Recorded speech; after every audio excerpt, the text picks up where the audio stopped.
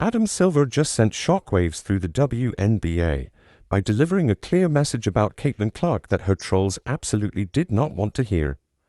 The NBA commissioner went on record praising her global star power and influence, confirming what fans have known all along while the league pretended not to notice. Silver's comments are forcing the WNBA and its most bitter critics to confront a reality they've spent months trying to deny. When the commissioner of the NBA speaks, people listen, and what he said about Caitlin just validated everything her supporters have been saying. So we're going to keep at it, we're just going to keep going till we know we had something here, and now to see the popular Caitlin, to see the fever exploding in popularity, not just here in Indianapolis, Indiana, but globally. It's remarkable. And again, it's like, I have 2 young daughters. I can't tell you how excited I am about women's basketball and what we're seeing now with men's basketball here. What's Olympics in 28 will be in LA. The amount of energy around that. So, do you think Adam Silver praising Caitlin Clark will finally force the WNBA to market her properly, or will they keep ignoring their biggest star? Adam Silver appeared on FanDuel Sports Network Indiana and said something that should have been obvious to everyone in the WNBA for the past year, but apparently needed to be stated by someone outside the league for it to be taken seriously. He talked about Caitlin Clark's popularity and the Indiana Fever's exploding profile not just in Indianapolis or Indiana, but globally. He called it remarkable. That's the commissioner of the NBA.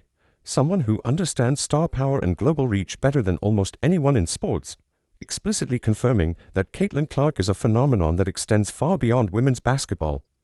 I think what we do to bring joy to people and give them moments is phenomenal. Now, I'm going to stop there because I don't mean to embarrass you. I just have watched this for many, many years, and I've seen the enthusiasm for this game, with the youth hub and the ownership of rock, and it's just one of those things you sit sometimes and say, wow, I could say last year, and now with the WNBA going into its 30th season, we were all here at the early days watching her throw, and I remember sitting by David Stern's side the first decades when the questions were often, the timing of Silver's comments is perfect, because it comes at a moment when certain WNBA fans and media members are still trying to convince people that Caitlin's popularity is overblown, or that other players deserve equal recognition. Silver just shut all of that down with a few sentences. When the head of the most successful basketball league in the world says someone is globally popular and remarkable, that's not debatable anymore. That's fact, backed by someone whose entire job involves understanding what drives fan engagement and revenue in basketball. What makes Silver's praise particularly significant is that he has no obligation to say any of this. He's not the WNBA commissioner. He doesn't work for the Indiana Fever. He's not getting paid by any of Caitlin's sponsors. He's offering his perspective as someone who watches basketball at every level and understands the business side of sports.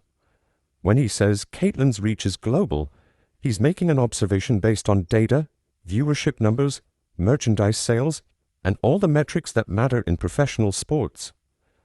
The fact that Silver felt the need to mention this at all suggests he's probably frustrated with how the WNBA has handled their biggest star. The NBA knows how to market superstars.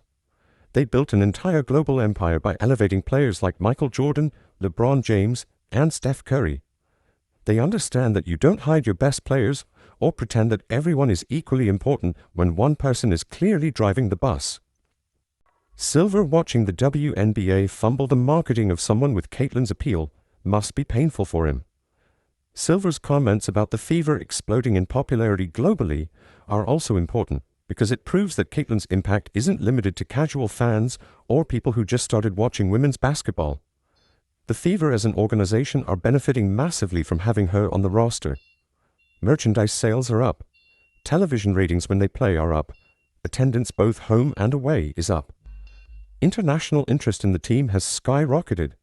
That's not speculation, that's measurable impact that shows up in every financial report the team releases. The global aspect of Caitlin's fame is something that trolls consistently try to downplay. They want to act like her popularity is just an American thing or just a college carryover that will fade. But Silver explicitly said her fame is global, and he's right. The Golf Channel aired her appearance at the Annika Pro-Am golf event, exposing her to audiences who might not watch basketball at all.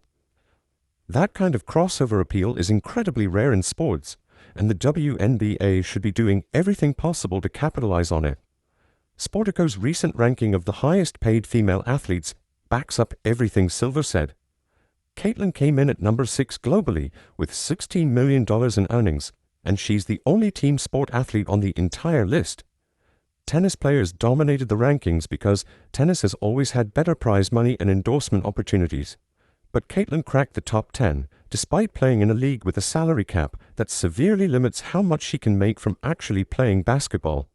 That's pure marketability and star power.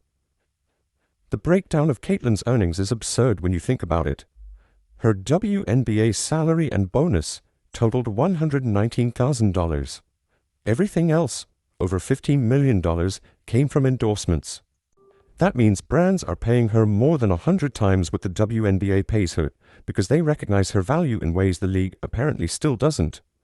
Nike, Gatorade, State Farm, Wilson, and about a dozen other major companies are investing in Caitlin because she delivers results, she moves product, she generates attention, she creates value. Silver praising Caitlin also serves as an indirect criticism of the WNBA's marketing approach.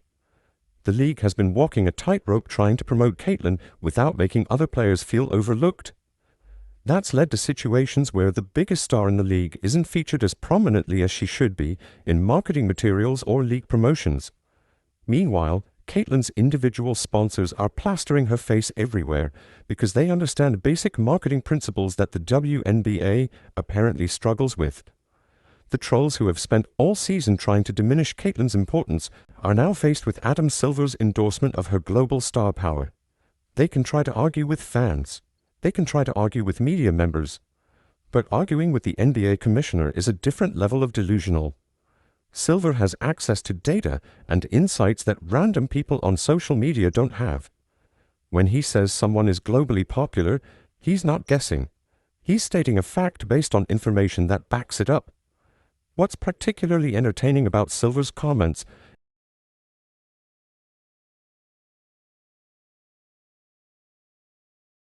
if that were true, Silver would have mentioned them too. He would have talked about multiple players driving growth, but he didn't. He specifically highlighted Caitlin and the fever's exploding popularity. That's not an accident. That's recognition of who's actually moving the needle in ways that matter for the business of basketball. The comparison to how the NBA markets its stars makes the WNBA's approach look even worse. When LeBron James was carrying the Cavaliers, the NBA didn't pretend that everyone on the team was equally important. They marketed LeBron relentlessly because he was the draw.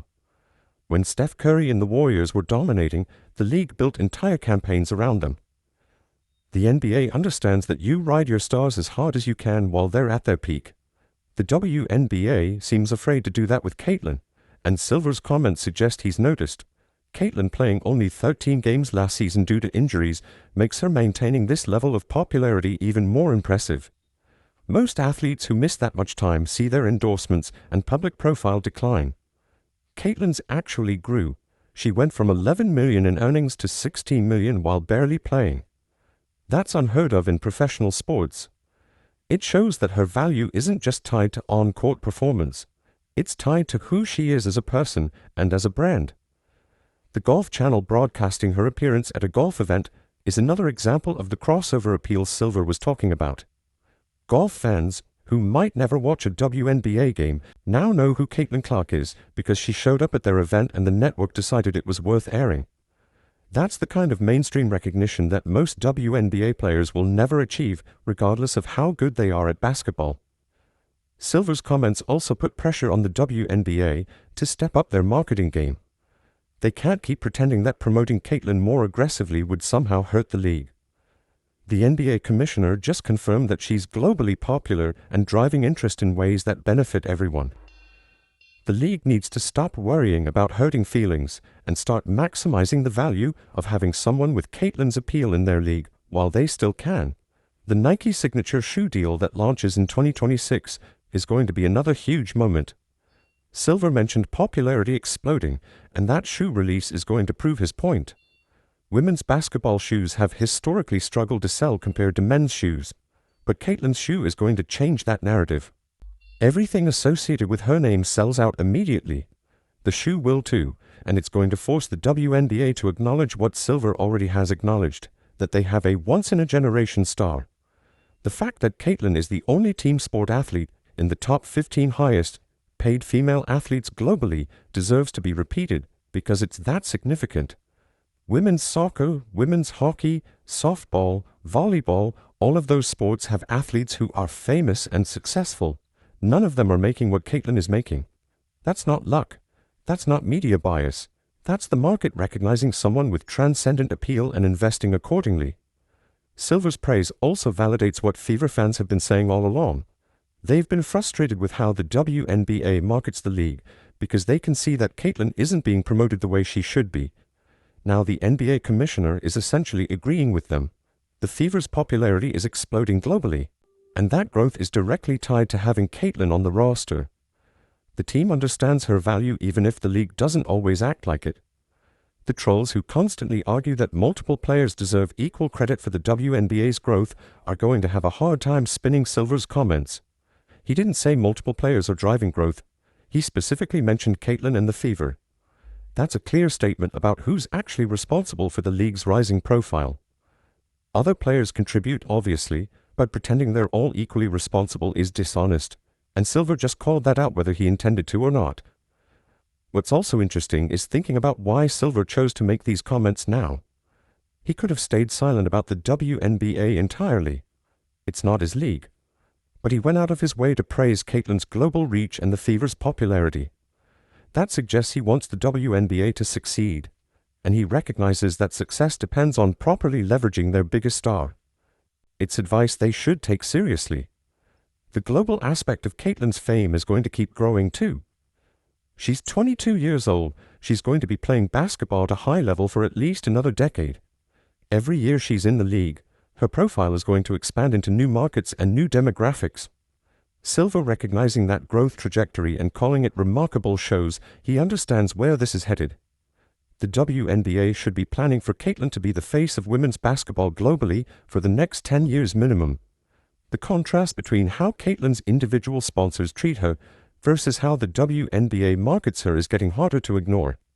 State Farm plasters her in commercials. Gatorade features her prominently in campaigns. Nike is giving her a signature shoe. Wilson released special edition basketballs with her name that sold out instantly. These companies understand her value and aren't afraid to build entire marketing strategies around her. The WNBA could learn something from them. Silver's comments are also a reminder that Caitlin's value extends beyond just the WNBA.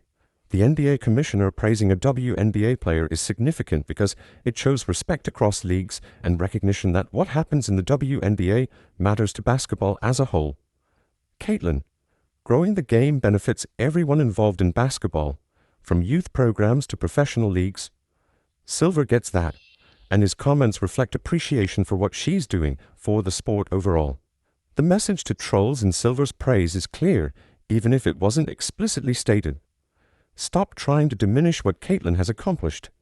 Stop pretending she's not the biggest star in women's basketball by a massive margin. Stop making excuses for why she's successful. The NBA commissioner just confirmed she's globally popular and driving the Fever to unprecedented heights. That's not debatable anymore, that's reality, and people need to accept it. Adam Silver just gave Caitlin Clark the ultimate cosign by praising her global star power and the Fever's exploding popularity worldwide. His comments shut down every troll who spent months trying to convince people that Caitlin's impact is overstated. When the NBA commissioner confirms you're globally remarkable, the argument is over. The WNBA needs to take notes from Silver and start marketing their biggest star the way she deserves.